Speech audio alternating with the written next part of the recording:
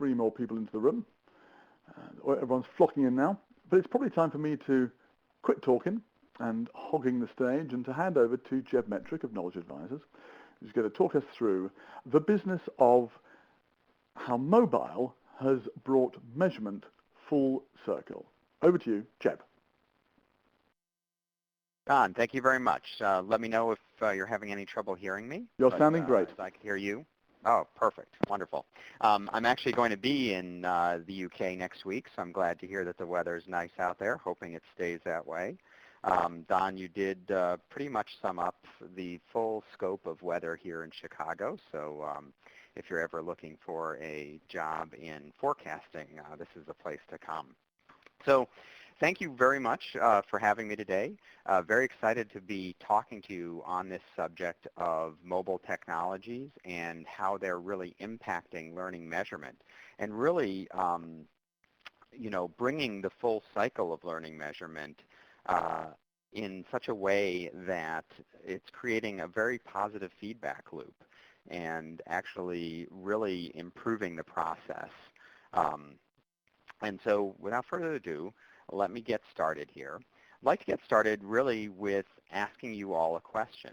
That is, how are you currently measuring learning in your organization? Or what was your last experience with learning measurement? If you could all sort of share that via the chat, I think that would be a really great way for us to get great started. Question, great question, Jeb.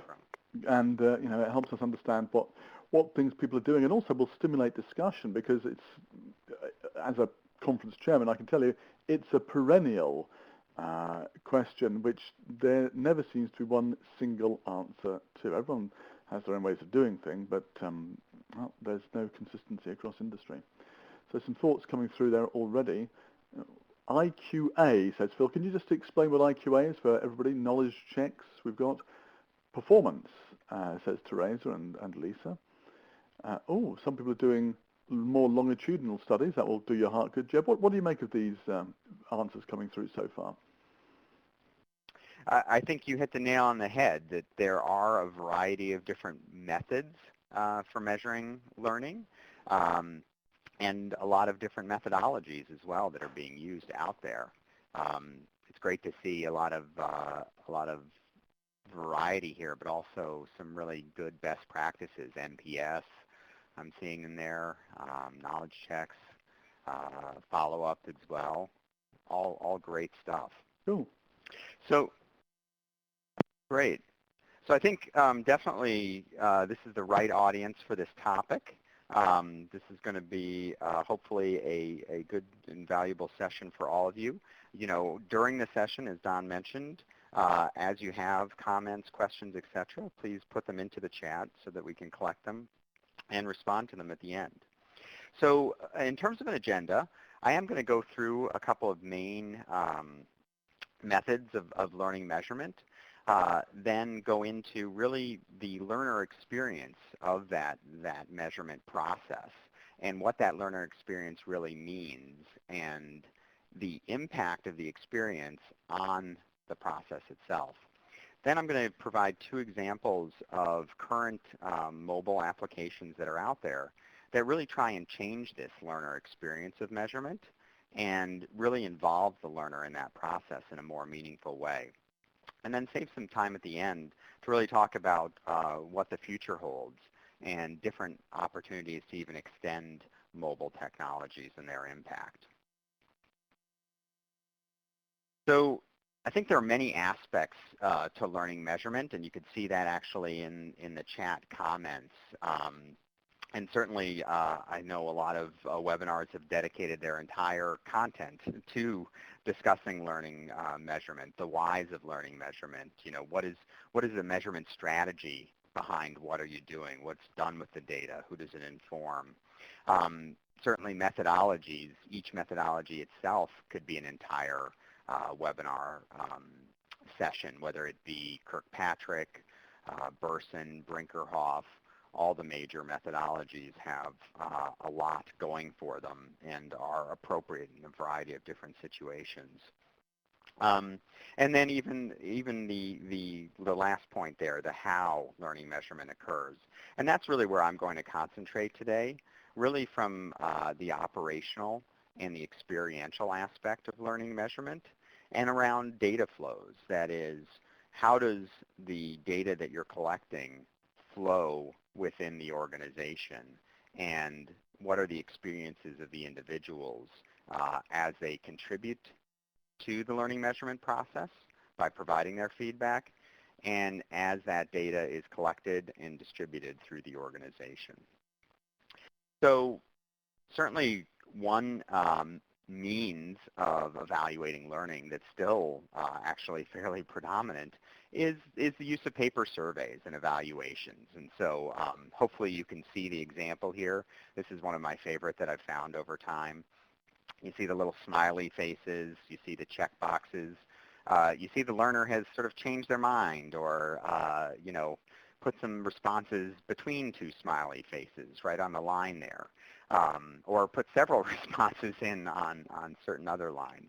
So I think this really does a great job of summing up this method of collecting learner feedback, right? It is distributed in a class. That's one of its advantages. You have a captive audience there for it. It's also collected during class. And so I think as a result, you have a really great response rate. You have the immediacy of the feedback there. So there's a lot going for it from that sense. But again, I think this image highlights maybe some of the downside of this. And if we look at it again from sort of an operational or experiential standpoint, really you've got the learners who are providing very strong feedback, typically collected by a facilitator in the class or dumped in a box outside the classroom.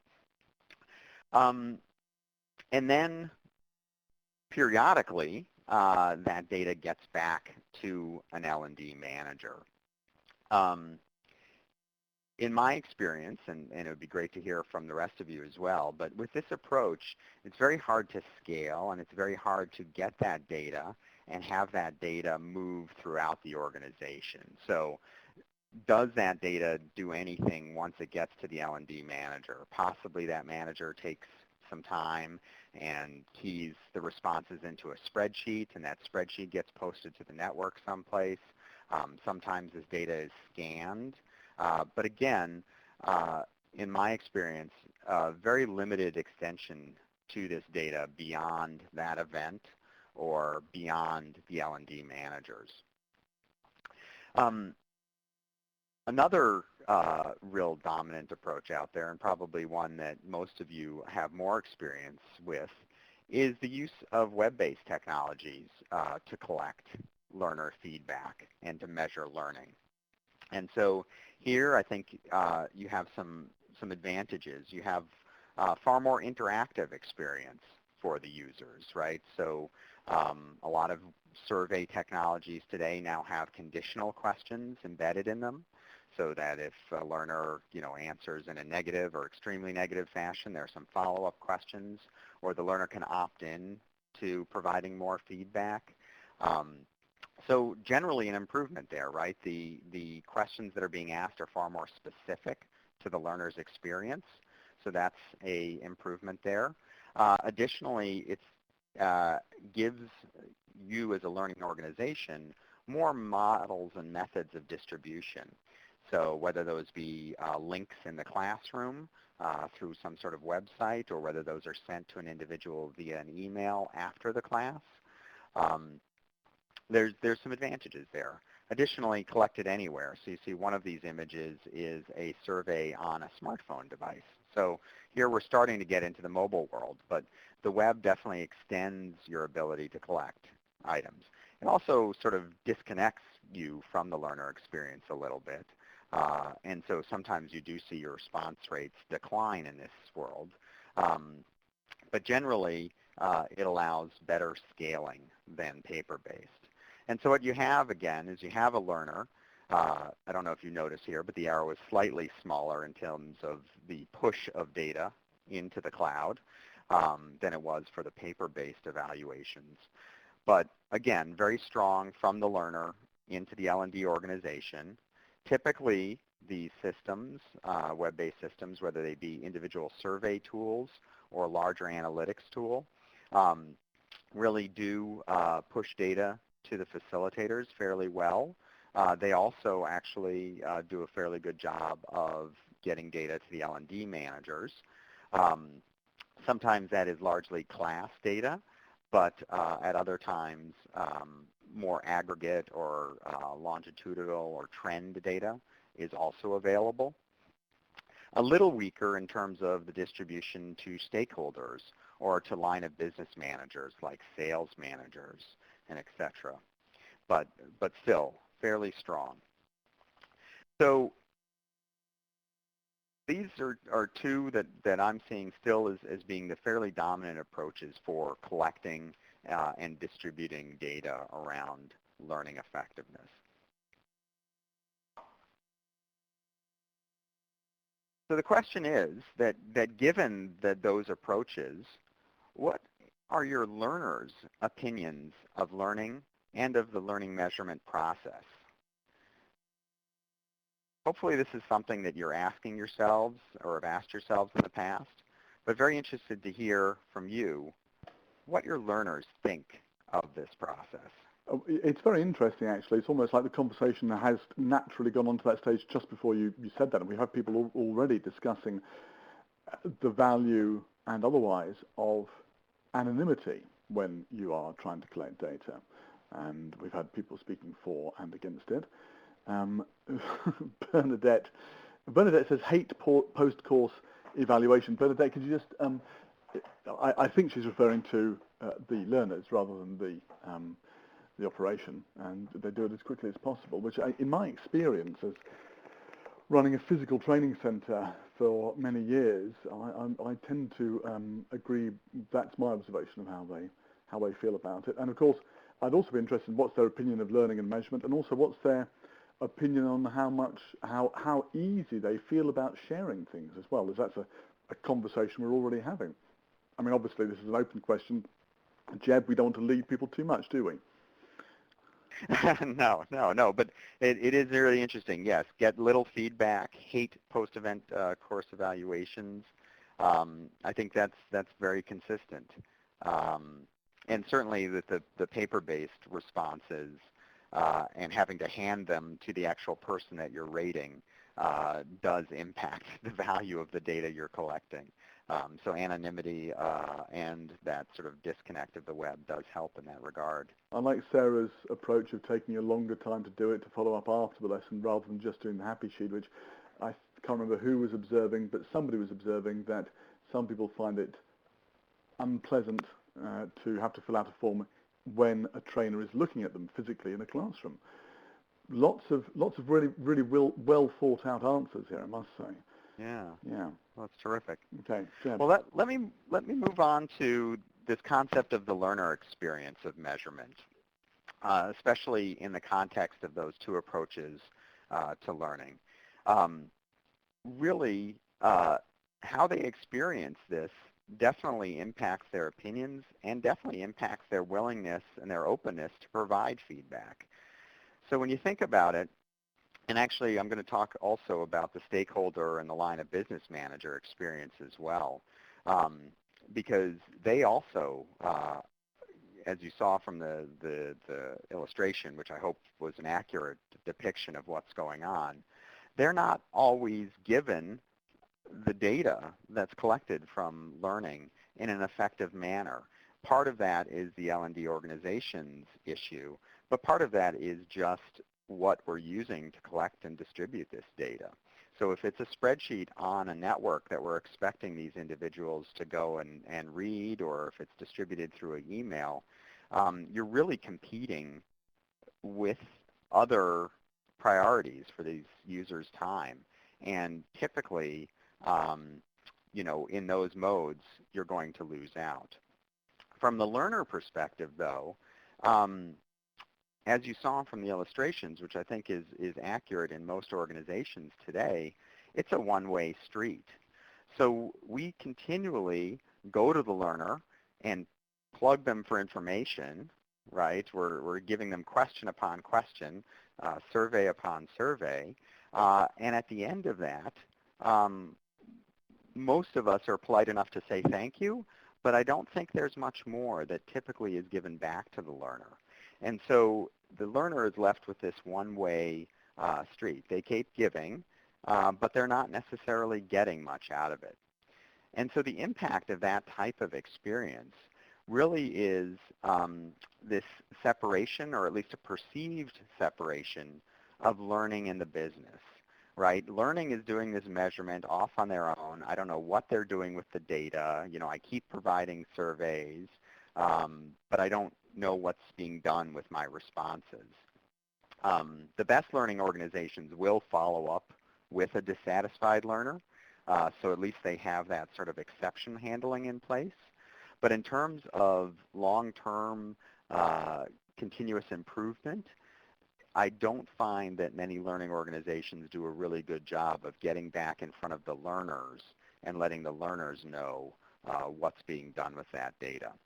Additionally, again, it's that same focus on the event versus the process, especially with the manual paper-based evaluation process, right? The learner is actually, you know, implicitly informed that it's just this event that we care about, but there's no sort of follow-up after the event to let you know what's going on. And when people don't see that their feedback is being heard or that it's being acted upon, they are less likely to provide that feedback. So you actually see over time a decrease in response rates. And I think that might be some of the feedback that people were providing via chat is sometimes you'll see excitement when measurement is put into place initially, but that over time you start seeing a decrease in response rates and a decrease in engagement. And that's really what we're talking about here is an experience that disengages employees and leaders in the learning process and in the learning measurement process. So actually, some real danger to this type of approach. So now let me move on to two examples of mobile applications that really do attempt to close this feedback loop. So not only have individuals providing data into the system, but giving data back to those individuals.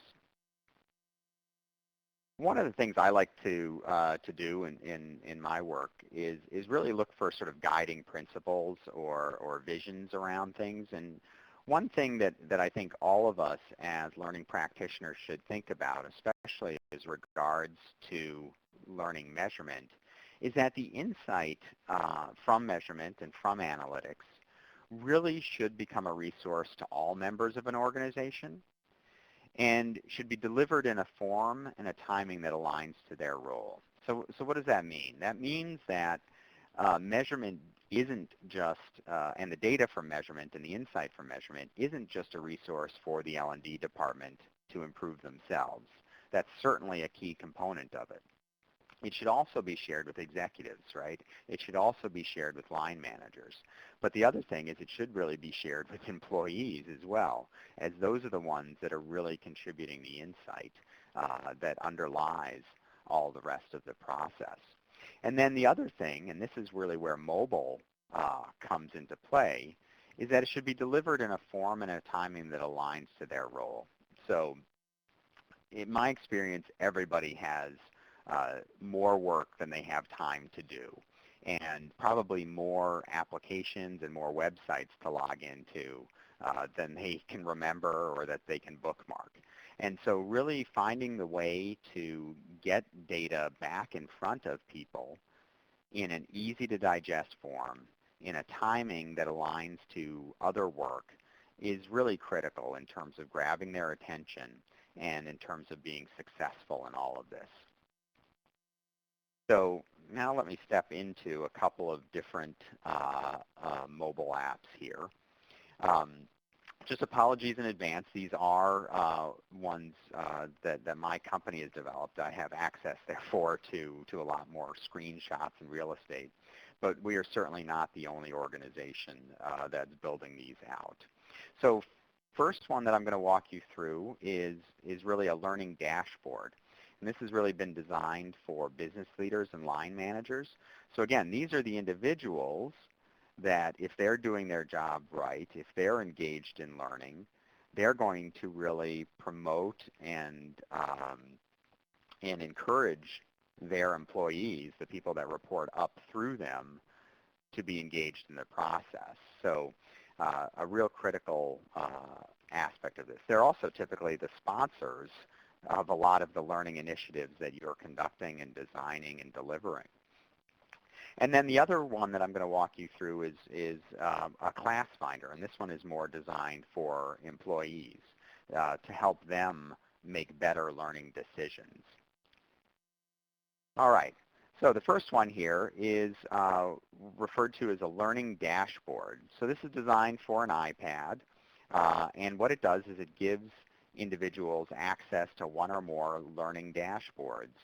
Comes with automated updates, alerts, and annotations. So just like other apps that you would find on an iPad, you'll see little number symbols next to it when new updates occur, when data has changed. So it really does encourage people to look at it. So again, talking about this at the abstract, a lot of organizations are really investing in iPads for their business leaders. Some here in the States are going exclusively to a tablet model and taking away laptops. So really, when we talk about delivering data to individuals in line with their work, this is really becoming critical, is to get on that iPad in some fashion. So I'll walk through this just at a high level and pointing out some of the aspects of it for you. So basically you can see it's just a collection of different charts and graphs organized into folders. So one important thing, especially when grabbing the attention of this audience, is making it engaging. Now, this is certainly not Angry Birds or anything like that, but it has charts, it has colors, it has graphs, it has things that this community identifies with and that will capture their attention. Similarly, it has things like favorites.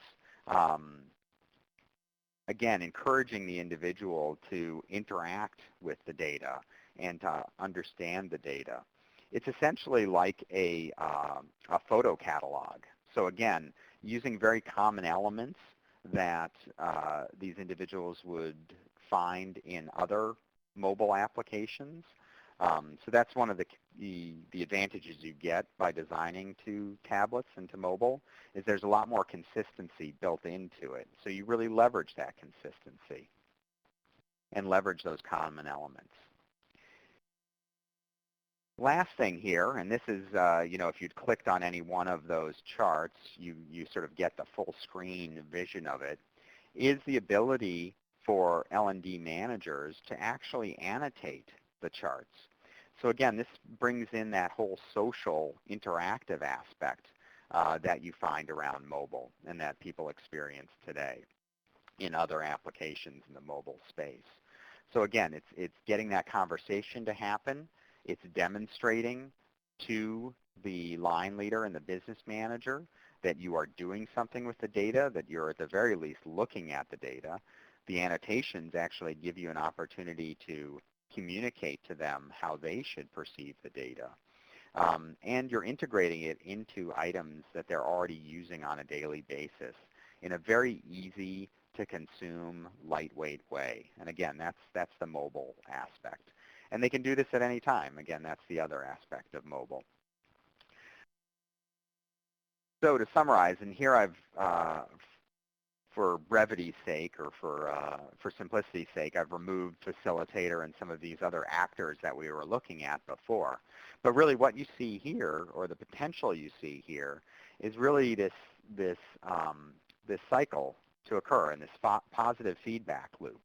So a learner providing their responses to the measurement process and providing their input to the measurement process, and then the line of business manager getting the outcomes of that, and then hopefully encouraging that and communicating back to the learner. So you really get more business leader engagement in learning and in learning measurement. And again, ideally, you are also extending that event more into the process.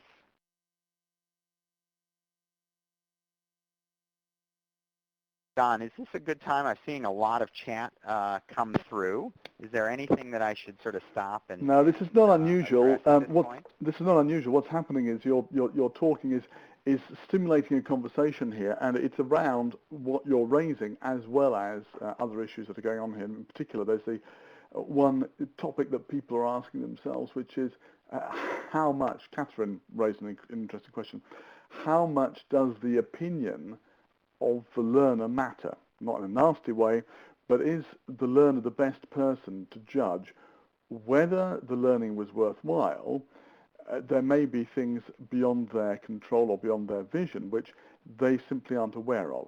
So that's what that debate's going on about in the background. But don't worry, it's all on topic. We're not discussing the football or the weather at the moment. Okay, fantastic. Well, so let me know if there's on. anything I need to pause and address. Kerry Knight has just asked me very quickly. Kerry said, are you able to share contact details post-webinar? Of course, just let me know the... sorry, I shouldn't have mentioned the football. Everybody's off now. Yeah, just let me know whose contact details you need and we can get them to you. All right, sorry, back to you, Jeb. Okay, excellent. So before I move on, though, one thing here that, just a little aside, but just the other day I was actually talking to a group at the PGA, which is here in the States, the Professional Golf Association. It was actually their marketing group. And they do an extensive amount of surveying of their members. In fact, every time there's a professional golf event in the States, they send out evaluations to a variety of people. These ones are hundreds of questions long. They get 80 or 90% response rates, but they have this incredible process in place where every time they actually release a survey, they also have that follow-up on the data that they've collected. And in their minds, that's really how they ensure that engagement going forward. And they've really built it into their entire product and service creation process. So really just thinking about all of this in terms of a feedback cycle and getting back in front of the people that are driving it is really critical and really will lead to long-term success, even if mobile is not a part of the avenue. Let me now talk about this class finder application. This one is one for smartphone devices. And the general principle is that it exposes a learning catalog to an employee. So all the upcoming classes and offerings that employee might be able to enroll in. And what it does is it integrates data from learning measurement into that. And I'll show you that here in a second. So again, here's just, you're launching the app. You have some loading screens. Then you have a variety of areas to search. This app comes with some branding and customization. So again, making the employee, the learner, really feel like this is their app. You can navigate in a variety of different ways. This is just sort of a search by location. Here's really, though, where it gets interesting. And this is, okay, I've done a search on leadership and found a course on corporate leadership for new supervisors. So when I click on this course to see, what is this all about, not only do I get some details around the course description and what might be the objectives of the course, also some details on the next offering, but I'm also seeing some ratings and a star-based average. So for those of you that use tools or websites like Yelp or Amazon to find things like books or music or restaurants, hopefully this is something that's very familiar to you. So again, leveraging some familiar themes and concepts from other areas in the learning space. So right away, this engages the learner. This sort of shows them, hey, wait a second, all of that feedback that I've been giving, there's actually something being done with that, and now I can use that feedback of my peers to make more informed decisions. Drilling into this reviews section then would allow an employee to actually see the detail behind these ratings. So this might be your overall with your 4 stars and your 4.45 average. But then in the reviews area, you can start to see the actual qualitative feedback that individuals provided, along with some demographics on those individuals and the timing. So if I happen to be a general manager, this might be a really meaningful comment for me and might help me to determine, yeah, this is a course that would be really valuable for me and one that I would like to take. So there you have not only the advantage of showing the individual that their feedback is taken and used within the organization, but then they themselves can use it to make sure they get into the right class. I know that's typically an issue in many organizations, that is having students enroll for the wrong class is one of the biggest drivers of dissatisfaction. So what's the benefit of this type of data flow? One, as I mentioned, learners can make much more informed learning decisions, right? They can sort of see, hey, if a general manager thought this was good and I'm a general manager, it's maybe good for me. Much more engagement with the measurement and feedback process. So when you see that something is being done with your data and with your responses, you're much more likely in the future to give that response and to give that feedback. And lastly, it's that peer and social sort of connection that you're making. And one of the things we're seeing in the mobile and in the internet space in general these days, which is just the real power of peer and social connections. So helping that spread within the organization and within the context of learning measurement. So pause again now and see if any of you have ideas on ways in which learners or business leaders can be more engaged in measurement, and specifically thinking about ideas in the mobile space.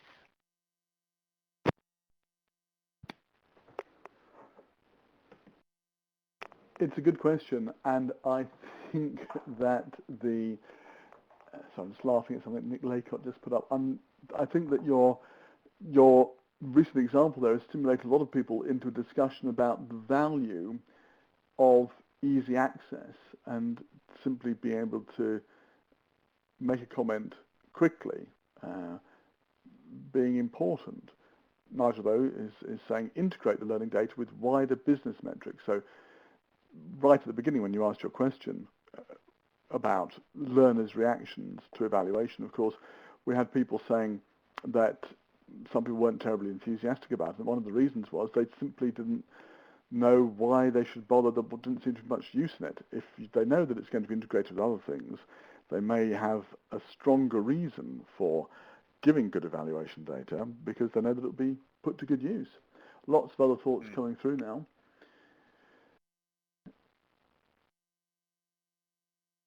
Well, excellent. Well, yeah, maybe, sorry, go on. Maybe while those come through, I can talk about some of the own ideas that we've had here and that I've heard from other clients. The biggest opportunity probably is really about using these smartphone devices or these mobile devices for feedback. So whether that's in formal settings, so in the classroom, or whether that's in informal or in experiential learning. So, more and more investments are being made really in extending and helping with experiential learning, whether that be coaching or project-based learning. But that's not being tracked anywhere, right? Typically, the LMS doesn't do a great job of it. And so letting learners themselves, just as if you were doing a Facebook post or something along those lines, letting the learners themselves, give their feedback on experiential learning as it's happening is certainly one area or one avenue to pursue in the future. An additional one, and this sort of goes into the peer and the social aspect, is to solicit peer feedback, right? To really sort of be able to provision your own surveys and your own evaluations in such a way that the L&D organization also has insight into it. So a lot of options there. Certainly combining some of current technologies around audience polling, I think would also be some real benefits there to give instructors feedback, as the class is going on, as to where they are going, and then to be able to aggregate that feedback over time. Also, as a mechanism to deliver pre-class information to better prep students and learners before they actually enter the learning, whether it be on quick tips or questions to consider or additional research. Again, getting data to them in the timing and in the mode that they are comfortable in working. And then certainly integrating these tools with the LMS systems, with the analytics systems, and with the learning content systems, so that it is much more of a holistic experience. I'm seeing some great ideas come through too as well around 360 feedback and things like that.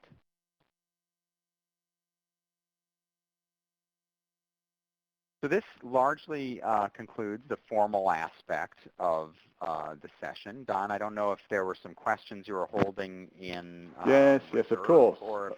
Excellent. Yes, don't worry about that. And don't worry that suddenly everyone's going to stop chatting and talking. They're a very, very chatty bunch here, which is quite right. We have a bunch of people who get together every so often and share thoughts, and it's great to be part of the conversation. Just to pick up on something that Catherine Chapman was throwing up there, sort of extending her position earlier, where she was questioning whether users or learners are the best people to be asking about learning in the first place.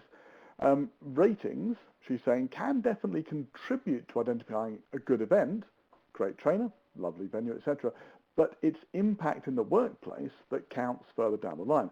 So can you talk, Jeb, about how not so much the questions you're asking here, but the methods you're proposing here could be used to also gather information about impact in the workplace and changing behavior?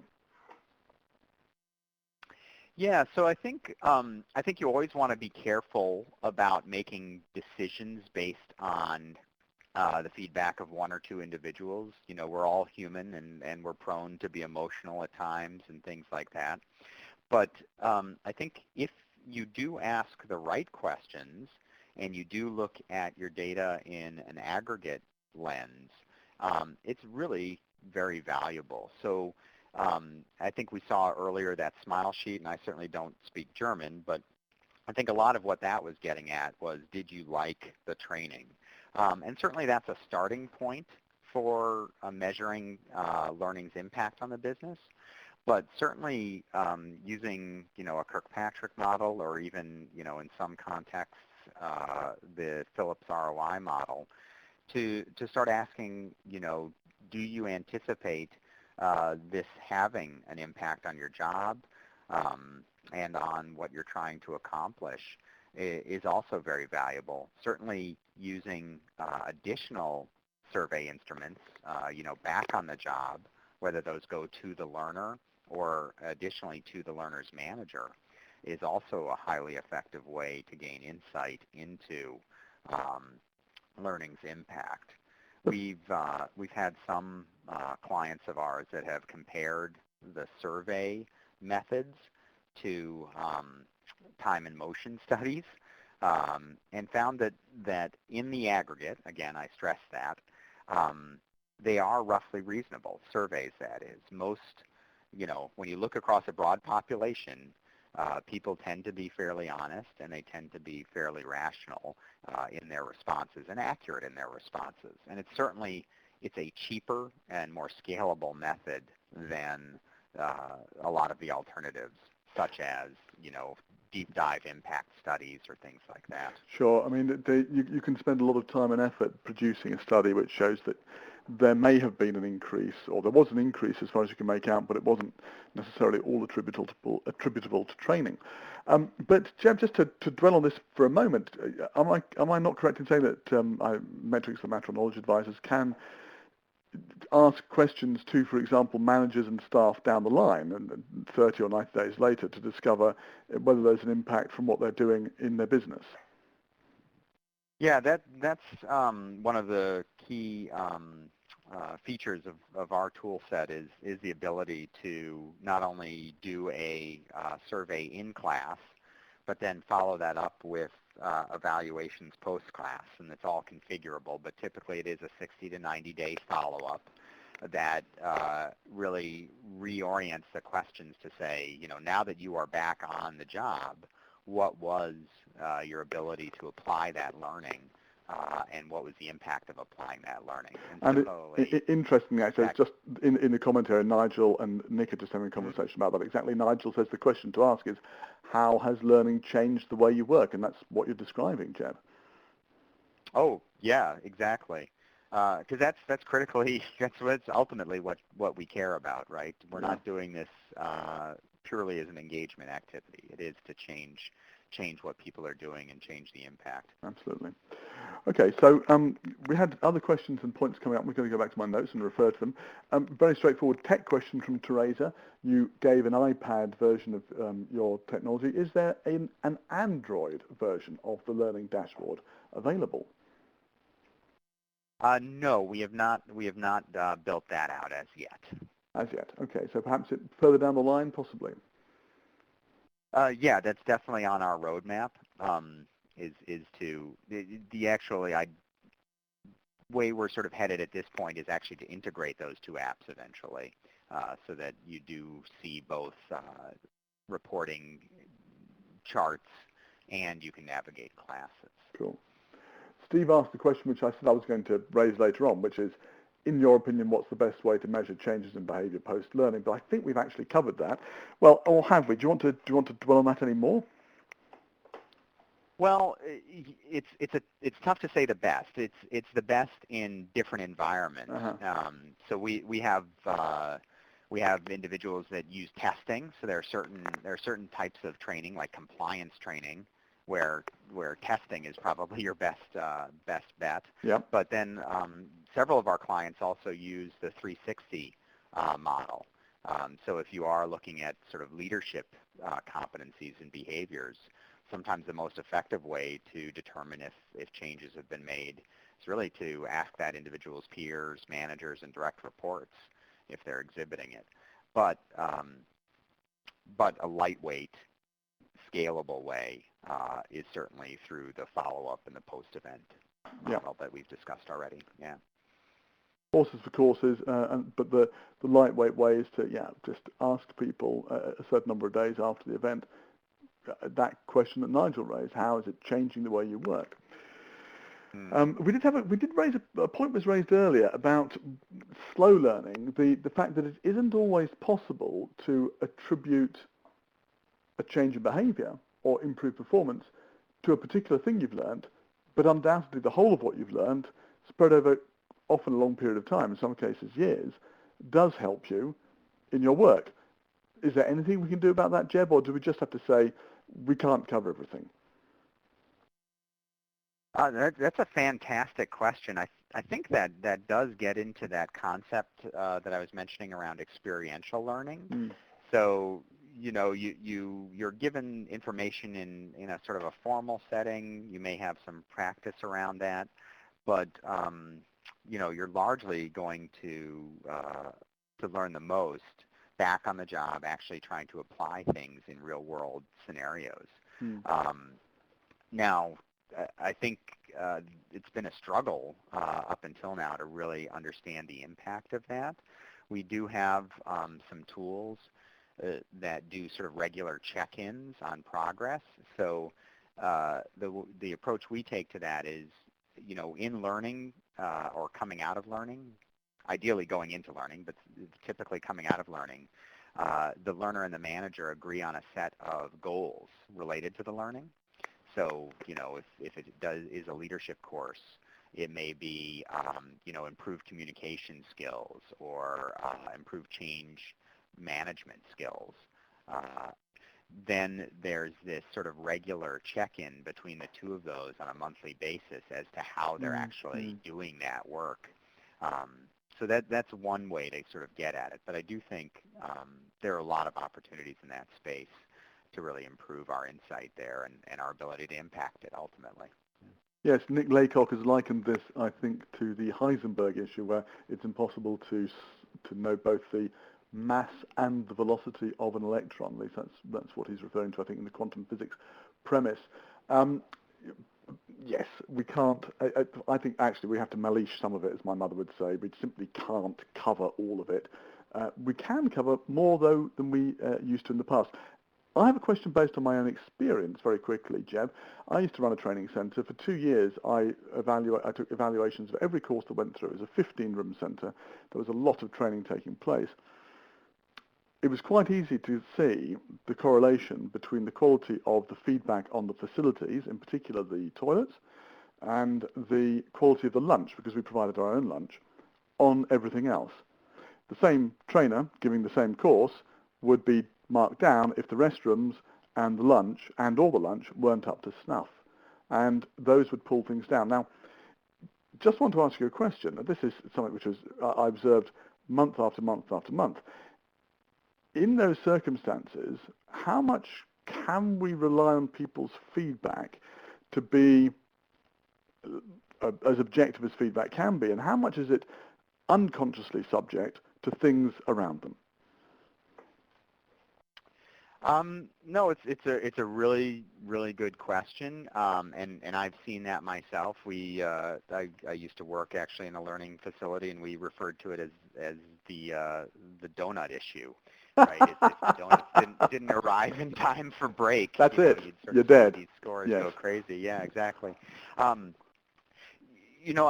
would say that those types of things do skew things, especially if there are some real egregious issues. So I've certainly gone to some training centers where, the computer setup was so poor that you simply couldn't learn anything. I think that's a different issue. But if the issue is, look, the donut shouldn't affect how much you learned, but according to people, it seems to do. Yeah, I would say you have to take that seriously, especially when you think about it yourself. And the way we sort of structure it is, that's part of the level one, the quality of the experience. And as a L&D owner, you have to get your operations in order. And that's sort of the foundation on which other things rest. So, part of learning is being in the mindset to learn. Yes, so that's true. If you're distracted, if you're frustrated, if you're uncomfortable because you don't feel safe in the facility. I mean, I've heard some of these things.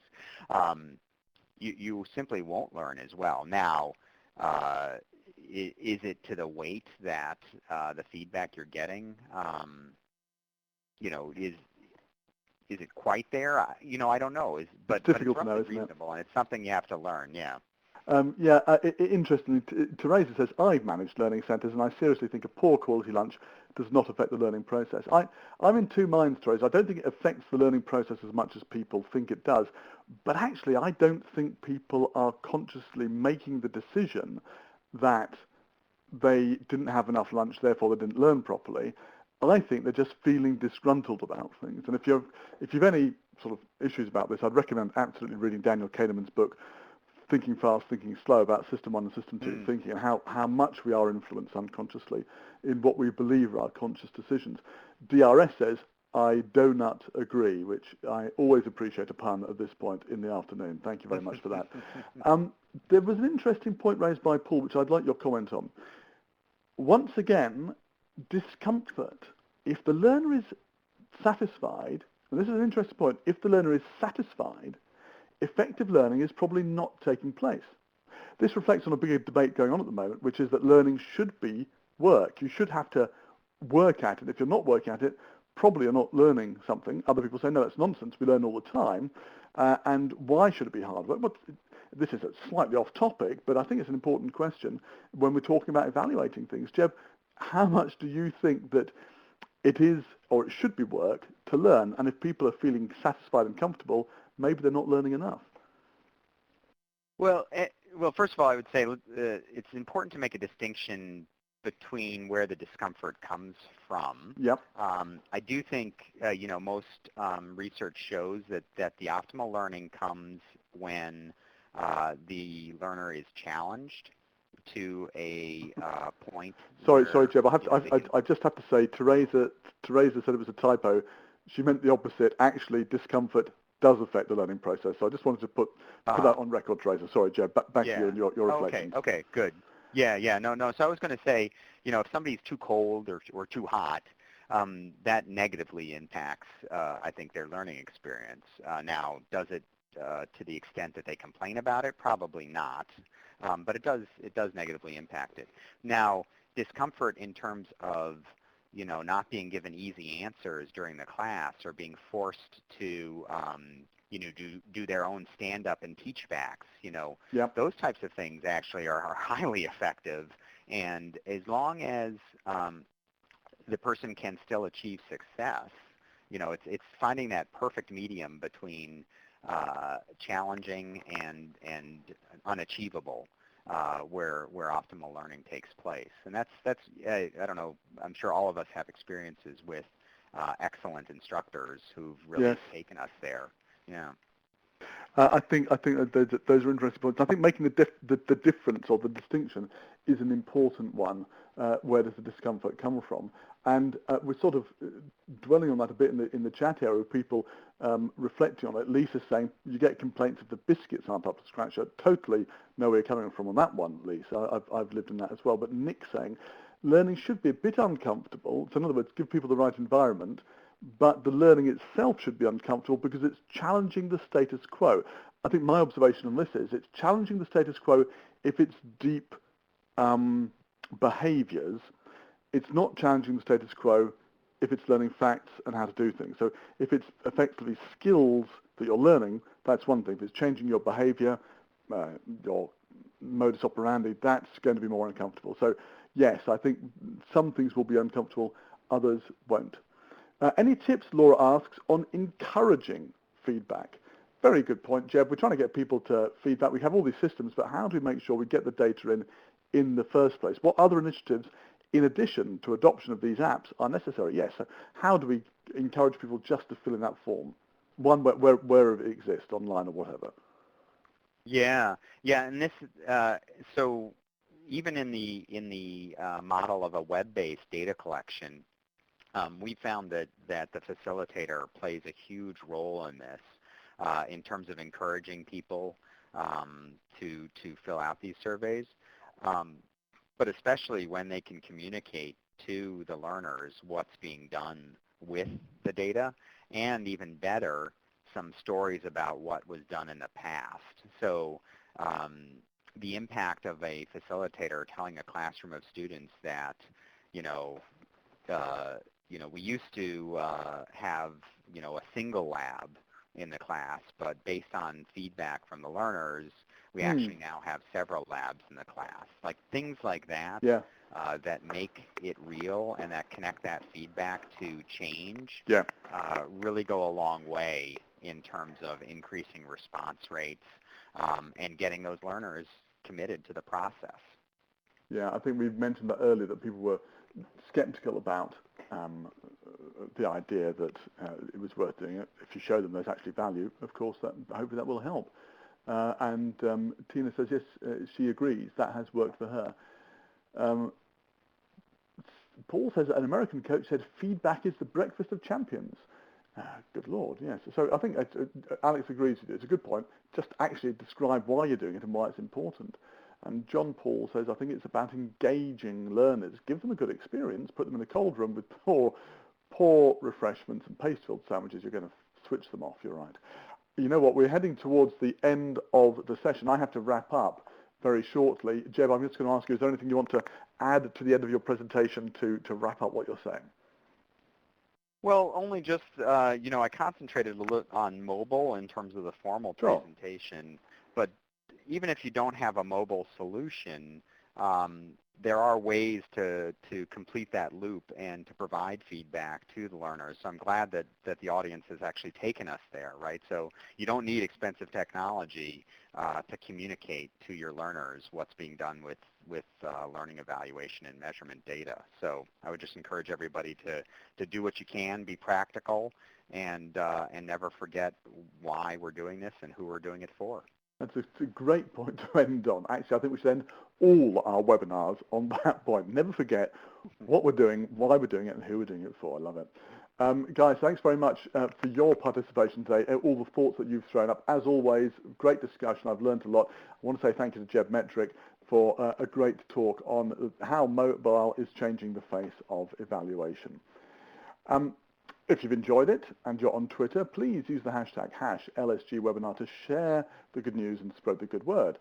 Yes, the recording, the slides, the webinar chat will be available. I say shortly, that usually means tomorrow, might be Monday, at learningandskillsgroup.com. Again, it's a 6,000 person learning and development community, which is free to join, free to browse. I think you have to register to download the stuff.